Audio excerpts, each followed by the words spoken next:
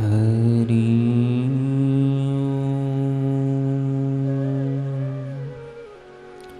श्री सद्गुरुदेव भगवान के श्री चरणों में कोटि कोटि प्रणाम। मनुष्य जीवन का उत्तम फल। ऐसे एक संत कवि जिनकी रचना शक्ति में योग, भक्ति व ज्ञान का सुंदर समन्वय है, जिन्होंने कागज स्याही न छूकर भी अपनी अद्भुत प्रतिभा से असंख्य लोगों के हृदय में ज्ञान, भक्ति व वैराग की धाराएं प्रवाहित कर दी।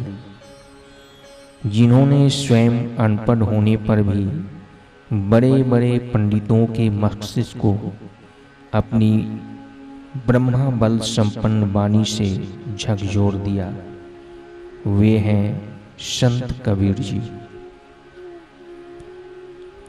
एक बार कबीर जी सनातन धर्म का प्रचार करते हुए मथुरा पहुंचे और एक धर्मशाला के पास वृक्ष की छाया में बैठ गए। उसी धर्मशाला में धर्मदास जी नाम के एक धर्मात्मा ठहरे हुए थे।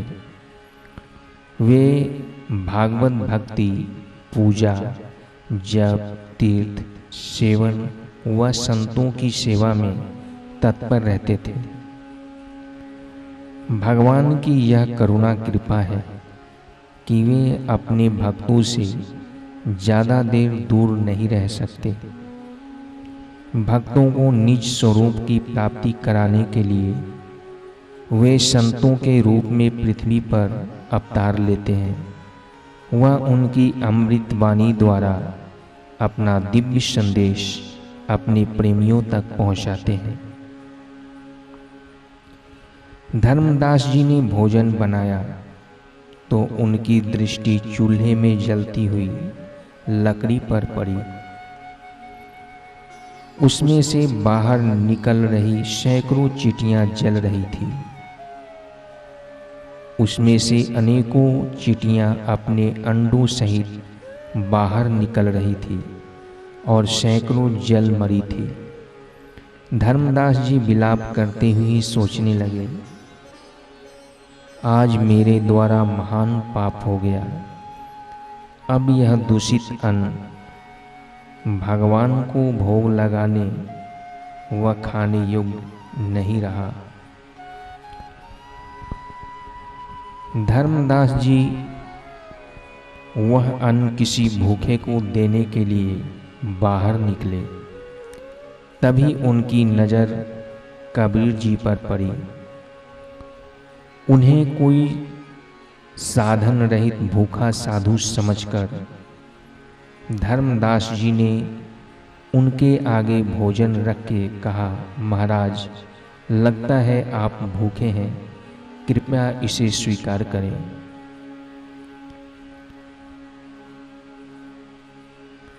कबीर जी बोले, इसे बनाते समय आपसे सह मर गई है। क्या आप उस पाप का बोझ मुझ पर लादना चाहते हैं? कबीर जी ने ऐसी लीला रची कि पात्र में जितने भात के दाने थे वे सब जीवित चींटियां बनकर थाली से बाहर निकलने लगे। यह देख धर्मदास जी चकित हो विचारने लगे कि ये महात्मा चींटियां मरने का रहस्य कैसे जान गए और मरी हुई चींटियों को जीवित भी कर दिया। ये तो कोई समर्थ महापुरुष मालूम होते हैं। उन्होंने कबीर जी के चरणों में दंडवत प्रणाम किया और अनुनय विनय कर उन्हें अपने घर ले गए। वहाँ उन्होंने कबीर जी के साथ धर्म चर्चा की। वह अपने प्रश्नों के युक्ति युक्त उत्तर पाकर आनंद से गदगद हो उठे।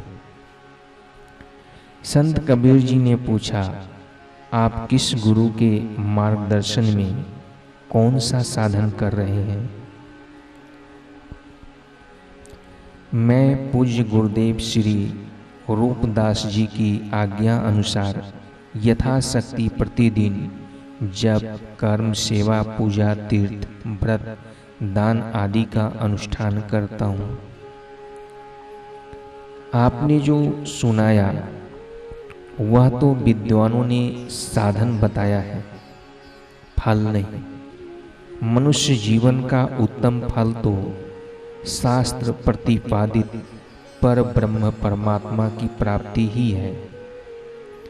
अपने शुभ कर्म रूप साधन वृक्ष को श्रद्धापूर्वक अनुष्ठान रूप जल सिंचन से परिपुष्ट किया है, किंतु परमात्मा प्राप्ति रूप फल पाने का योग्य समय तो अब उपस्थित हुआ है। अब आपको सद्गुरु के पास जाकर मोक्ष हेतु ज्ञान प्राप्त करना चाहिए।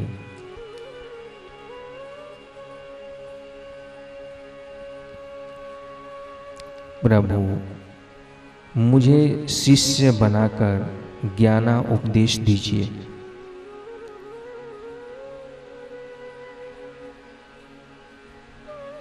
प्रथम आप अपने गुरु से प्रार्थना करें। यदि वहाँ से उपदेश नहीं मिला तो मैं अवश्य उपदेश दूंगा। इस दास को फिर दर्शन कब देंगे? संतों के बीच मेरी खोज करें, वहीं मेरे दर्शन होंगे। धर्मदास जी अपने गुरु के पास गए और उनका पूजन कर प्रश्न किया, प्रभु, परमात्मा का स्वरूप कैसा है, वह उसे कैसे पाएं? ऐसा गूढ़ प्रश्न सुन महात्मा रूपदास जी ने कहा, आपका प्रश्न अति उत्तम है, किंतु इस प्रकार के अध्यात्म ज्ञान की प्रतिक्रिया जानने वाले महान समर्थ पुरुष संसार में बहुत थोड़े हैं। पूर्व पुण्य के उदय से ही ऐसे आत्मज्ञानी महापुरुष के दर्शन होते हैं। जिन महापुरुष ने आपको यह उपदेश दिया है आत्म कल्याण के लिए, आप उन्हीं की शरण में जाएं। गुरु सम्मति पाकर धर्मदास जी प्रसन्न हुए।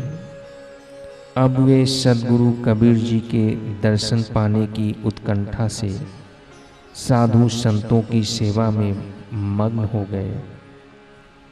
एक दिन उन्होंने पत्नी से कहा, संत कबीर जी सदैव साधु संतों में विराजते हैं।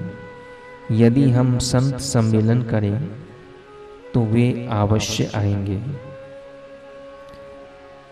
सम्मेलन की तैयारी हुई और संत महात्मा विद्वान व भक्तजन उपस्थित हुए। इस सुंदर आयोजन से सभी प्रसन्न हुए, पर धर्मदास जी को कबीर जी के दर्शन न हुए। वे हर व्यक्ति से पूछते कि आपने कहीं कबीर साहब के दर्शन किए हैं? संत सम्मेलन करके भी कबीर जी के दर्शन न होने से धर्मदास जी व्याकुल हो गए। सच्चे हृदय के सच्चे भक्त के हृदय से निकली पुकार आत्मनिष्ठा महापुरुष के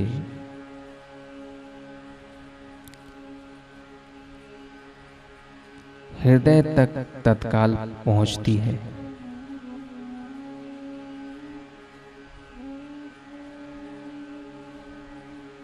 वहां देरी व दूरी नहीं होती। कबीर जी से अपने अनन्य भक्त की वेदना सही न गई। वे धर्मदास जी के आंगन में आ गए। फिर गुरु पूजन व ज्ञान विषयक प्रश्न उत्तर हुआ। धर्मदास जी की सेवा से प्रसन्न हो कबीर जी बहुत दिन तक वहीं रहे। एक दिन धर्मदास जी ने कबीर जी से मोक्ष के सुगम उपाय का उपदेश देने की प्रार्थना की।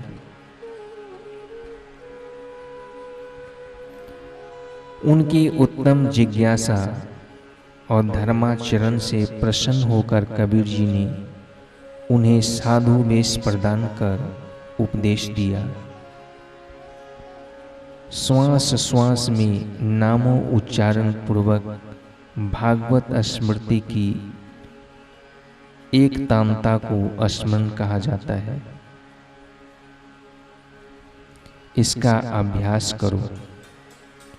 श्वास श्वास में नाम ले, वृथा श्वास मत खोए, न जाने यह श्वास को आवन होए ना होए।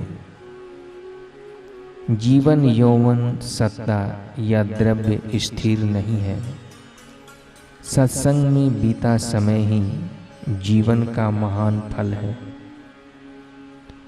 जीवन यौवन राज मद, अभी चल रहे न कोई। जो दिन दिन जाए सत्संग में, जीवन का फल सोए। हे धर्मदास जी, जैसे बाजीगर का लड़का अपने शरीर पर विषधर नाग को लपेटकर फिरता है, परंतु सर्प विष उसको व्याप्त नहीं होता, क्योंकि उसने गुरु बाजीगर से मंत्र तथा औषधि सीखी होती है। वैसे ही क्षोत्रिय ब्रह्मनिष्ठ गुरु रूप बाजीगर से उपदिष्ट शिष्य को संसार में रहते हुए भी विषय विष व्याप्त नहीं होता, क्योंकि वह भी गुरु उपदेश से सांसारिक विषयों को मिथ्या समझता है। पृथ्वी, जल, तेज, वायु व आकाश, इन 5 तत्वों से निर्मित शरीर के भीतर गुप्त वस्तु परमात्मा का स्थान है। उसका भेद गुरु के उपदेश से कोई बिरला ही जानता है। 5 तत्व से भीतरे गुप्त वस्तु स्थान, बिरले मर्म कोई पावे, गुरु के शब्द प्रमाण। फिर कबीर जी ने उन्हें ऐक्य का ज्ञान, परमात्मा का सम्यक ध्यान, इंद्रिय निग्रह करने की विधि और आत्म तत्व का रहस्य बताया। इस प्रकार लंबे समय तक धर्मदास जी को नित्य कबीर जी का सत्संग लाभ मिलता रहा। सत्संग सुनकर धर्मदास जी शांत भाव से उसका मनन करते, आंखें खोलने के बाद कृत हो अपने सद्गुरु की स्तुति करते। एक दिन धर्मदास जी का समर्पण प्रकाष्ठा पर पहुंचा। वे गुरु चरणों में गिरकर बोले, हे नाथ, मैं गुरु दक्षिणा के रूप में शरीर, मन, वाणी सहित अपना सर्वस्व आपके चरण कमलों में अर्पण करता हूँ। धर्मदास जी की उत्तम भक्ति, सेवा, जिज्ञासा व पूर्ण समर्पण देख सद्गुरु कबीर जी ने पूर्ण कृपा बरसाई और धर्मदास जी आत्म स्वरूप में प्रतिष्ठित हुए। गुरु आज्ञा से धर्मदास जी निर्लेप होकर लोक मांगल्य के कार्यों में लगे रहे। समय पाकर अपने सुपुत्र श्री मुक्तामणि नाम को अपना सर्व कार्यभार सौंपकर वे अपने सद्गुरु सहित जगन्नाथपुरी गए। वहाँ ज्ञान चर्चा तथा आत्म सुख में रमन करते हुए धर्मदास जी ने नश्वर शरीर का परित्याग कर दिया।